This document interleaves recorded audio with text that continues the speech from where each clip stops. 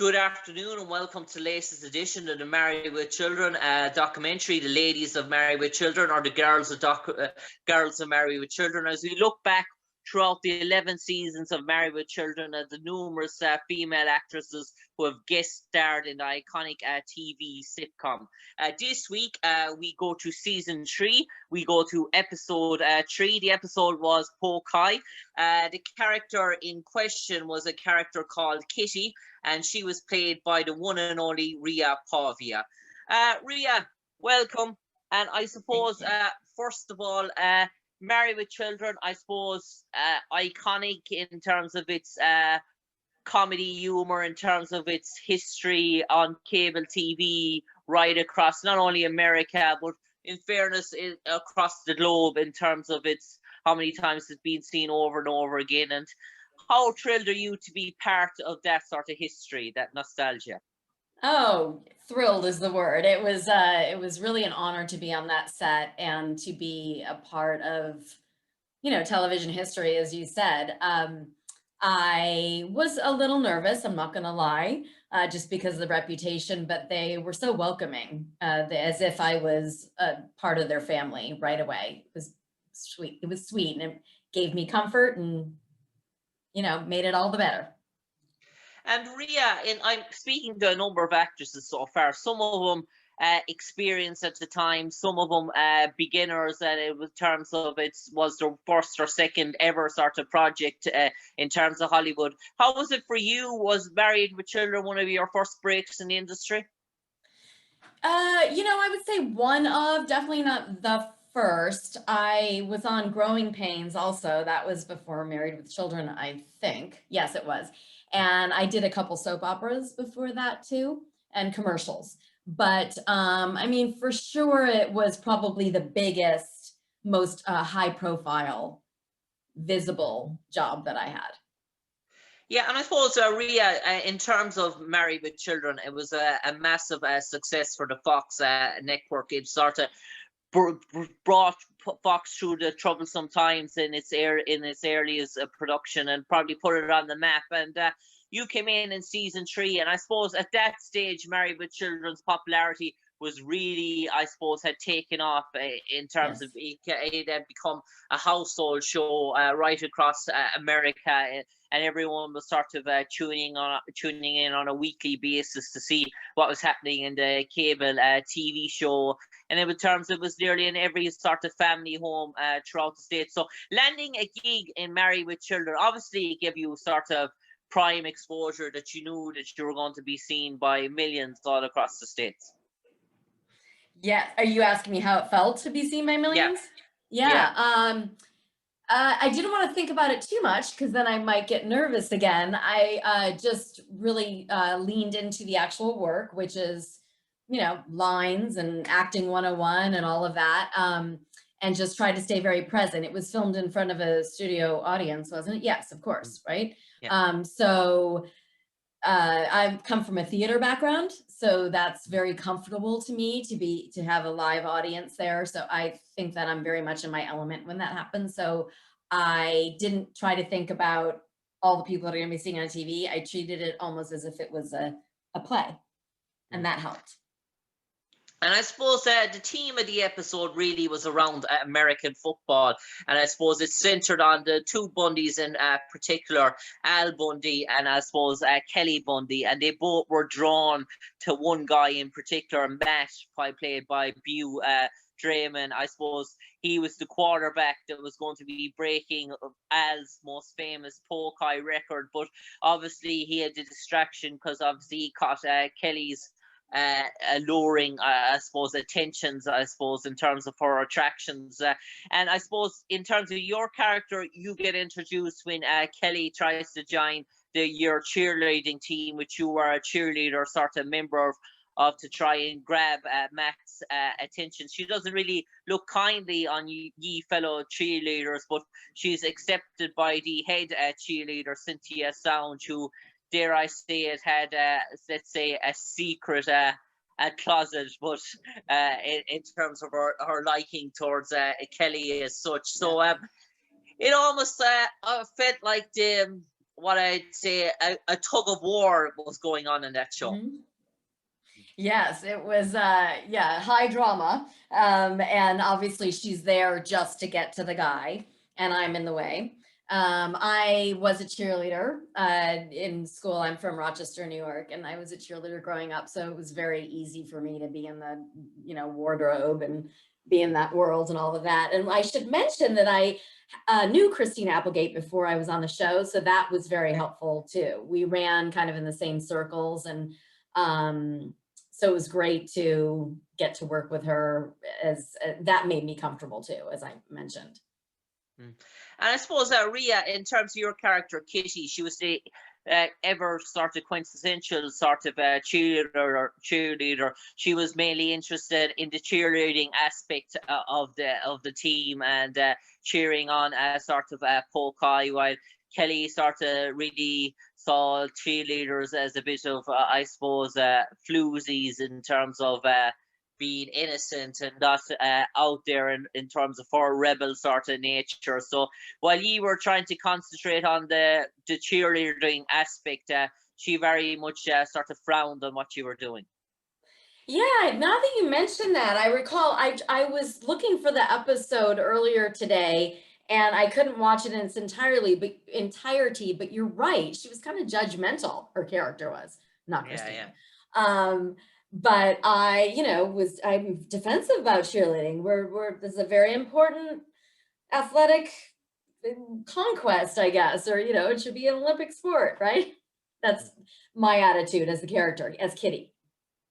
And I suppose, Ria, in terms of the audition process for you, was it a rigorous sort of audition process? Because I assume that during the time, nearly every young wannabe female actress wanted to be on Married with Children, and I suppose there was women of all ages, of all backgrounds, models, I suppose, women of all sorts of characteristics as well. So was you recommended for the role by a talent agent, or had you to go through that audition sort of process? And you played a cheerleader in the show, so what was that audition like? Did you have to were they looking for someone with a cheerleading sort of background as well? Did that sort of stand to you? I don't recall being asked if I had a cheerleading background. However, I do remember going to the audition in my cheerleading outfit from high school. And I say past tense because I'm not really acting so much anymore. I'm a director now, but I tended to really, really take my auditions very seriously. I would go completely in character, commit 100%. So I do recall being in my uniform, my cheerleading uniform. I wore my little saddle shoes to the audition. I had that whole persona going on. And yes, there were a lot of people in the waiting room for sure. And, back in the day, we would see the same people at auditions over and over again. So a lot of people were familiar faces, some not so familiar, but I would never get bogged down with that. I would just go in, with my blinders on, just be uber focused on the task at hand, which is let me go in there and embody this character. Just what I did. And yes, my agent set me up with the audition. I remember there was a room full of people. I think I went right to producers for that. Sometimes you have an initial call and then you get a call back for producers. But if I remember correctly, I went right to producers. So it was a room full of people. I just did my thing and felt very good about it. I got the laughs where I was supposed to get the laughs. And, sometimes you leave an audition like that and oh, that went really well, or not quite sure, we'll see what happens. That one I remember thinking, that felt right. That felt really right. And then I got the call. Okay, yay! Very good, but it's P-O-L-K, Pokai. After President James K. Polk.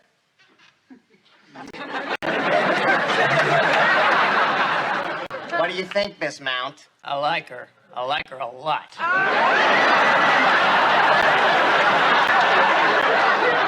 Congratulations, Miss Bundy. You are now a polk dot. I'm so excited. Congratulations, Ellie, that's so great. Get a life, will you?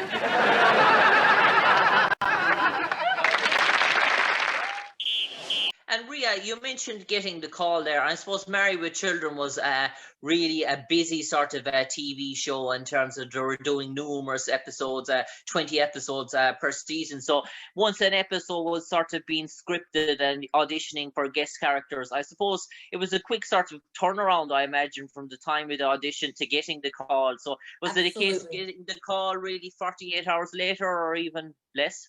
Oh, it wasn't 14 hours. I mean, if I recall, it's usually like a day or two because typically the next day or the day after you'll go through wardrobe where they have to fit you. You give them your sizes, you try things on.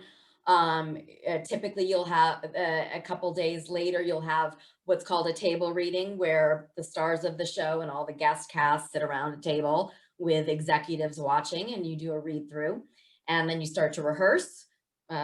And you rehearse throughout the week, and then you tape in front of the studio audience on the last day. So yes, to your question, it's pretty fast and furious, but I wouldn't say, I don't recall it being the very next day, but it was that week. I mean, it was quick. It was, you know, within 2 weeks, the whole process is over. And then it usually, back in the day, it would air a month later. So I think it was on the air probably a month later. And Ria, you mentioned that in terms of the sitting around and doing the sort of table read, and I suppose you had a guest bit in terms of your character as such, but when your character wasn't shot, did you get to see all the other scenes being shot and being able to, or did you stay around the set and were you able to see all the other sort of shootings and the lines and the punchlines and the jokes, and was it very hard to keep a straight face? Oh, of course. I mean, they all crack me up. They're so talented. And yeah, I would watch the same scene several times and still laugh every single time because their comedic timing across the board was spot on. And yeah, I would stay and watch as much as I could. I mean, for rehearsals, we couldn't always watch because we're busy in makeup and hair and getting wardrobe and all of that. But for taping day, oh, sure, I would watch the whole thing because it also helps you with your character to see where you fit in the context of the show. So it's good for the timing and the pacing, the flavor, as I like to call it. So yes, I would watch for sure. And Ria, you mentioned there it was filmed in front of a live audience, I suppose. And the one thing that struck me about that episode is that there's actually a good bit of sort of close-ups of American football, of an actual sort of a game, sort of such. So how did they sort of reimburse a sort of a field look to American football sort of stage for the sort of live audiences? Was it very sort of small? If I remember, that was, you know, built right on the lot at the studio where they had the fake grass and, you know, bleachers and everything was inside. I don't remember us being on location. And so they'd actually fake grass for the live audience and everything, yes? Wow. Oh yeah, you'd be surprised. I mean, it looks like you're outside, you know, but these lots that we film on are huge. So, I mean, sorry, not lots. Why can't I think of the word all of a sudden? The stages, hello, on the lot. The stages are gigantic, so they can fit tons of sets and an audience. I mean, you know, you can have dozens of sets and an audience. And yeah, we brought the outside in. So you were saying it very much resembled what an American football pitch would like? Absolutely. I thought it looked really realistic. I mean, it's not pro football, but it's still, it might be a smaller field. I don't know. Is it the same size field? I don't even know. I'm not so sure. I'm even taking back that there was actually a field there. So that's a revelation for me, as sort of such. So in terms of standing so on that sort of field inside in the stage and sort of standing on the line as such, you were doing sort of the camera would it shoot you from multiple angles, multiple sides in terms of your cheerleading? Yeah, they have multiple cameras. There was either 3 or 4. I believe it was a 4 camera. It was either 3 or 4 cameras. So they're set up in such a way that they can get coverage all at the same time. And that is very much of a sitcom vibe where you are still doing the scene many times, but it's not the same thing as a film show or an episodic show where now let's reset. Now we're going to move the cameras and all this. I mean, typically their cameras are coming from all directions. So that's how they get their coverage. Yeah, I suppose there's one scene there in terms of that show that really interests me, and I suppose it's where Matt is going down the line to sort of break Al's sort of record, and he's clocked by Kelly Bundy. In terms of a live audience, did Kelly actually tackle him, or what was the Oh story gosh, there? you're asking this so many years ago. Yeah. I mean, No problem. I could be wrong, don't quote me on it, but I know that she has a stand-in also and a stunt double. So Yeah. my guess is her stunt double did that, because even though Christina is athletic and an amazing person and probably wanted to do it, they have to worry about liability, and we Yeah. can't have the star getting hurt. I mean, I vaguely remember somebody else doing it, but she may see this and say, yes, I did it myself. I'm not sure. No But problem. I'm sure the producers wanted to be careful about her getting injured. And Go, Matt!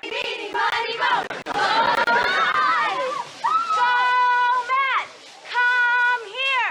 I'm yours! What is it if Matt ever played with the ball over by me? Yoo-hoo! Matt! Hey, don't pat him, pat me!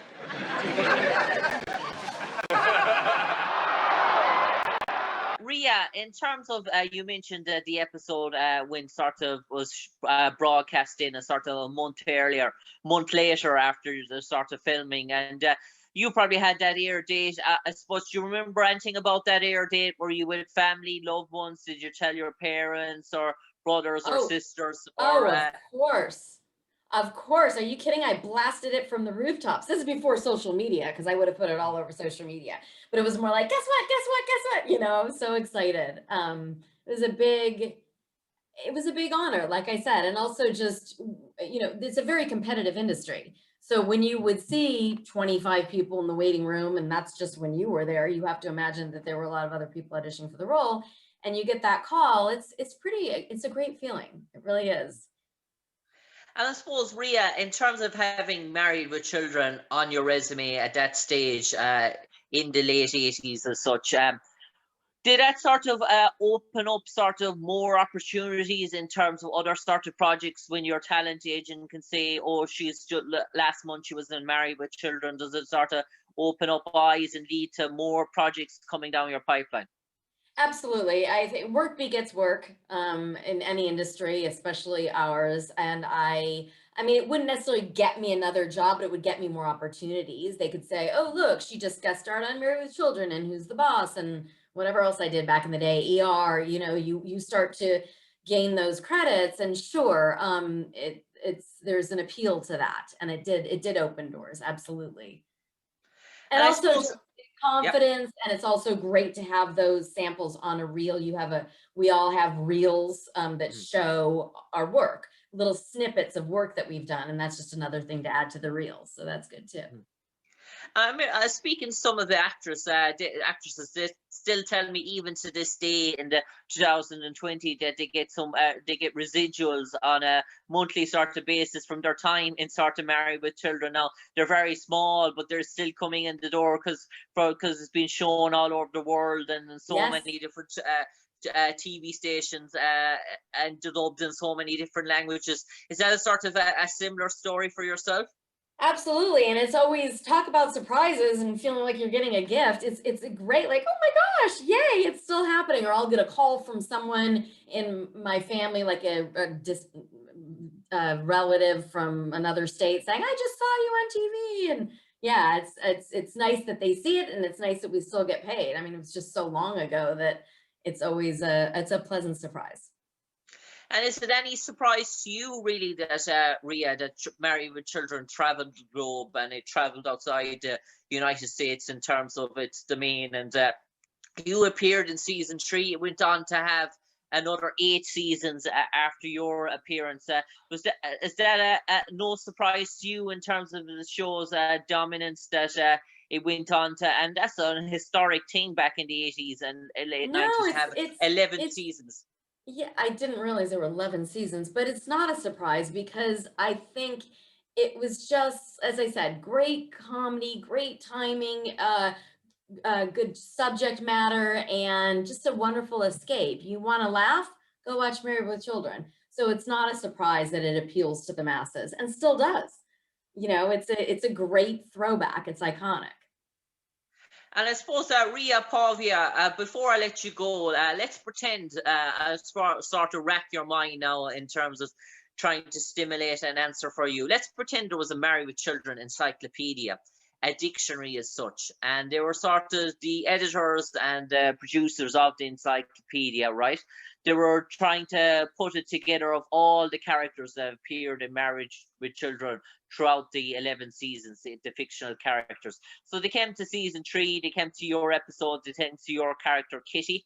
So they put Kitty in the encyclopedia. They left 2 blank sentences underneath her name in terms of her description. So they got in touch with your talent agent, who got in touch with yourself, and they said, listen, Ria Pavia, they're doing a Married with Children encyclopedia.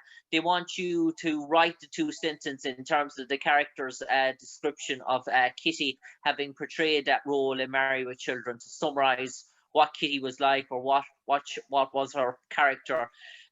In terms of that, you would agree to do it. What would you like those 2 sentences to read, having portrayed her? No pressure. Okay. I mean, I'm thinking of words instead of just complete sentences. I'm going to throw out some words that I would then string along and make sentences from. Perky, serious, committed, saucy, spirited,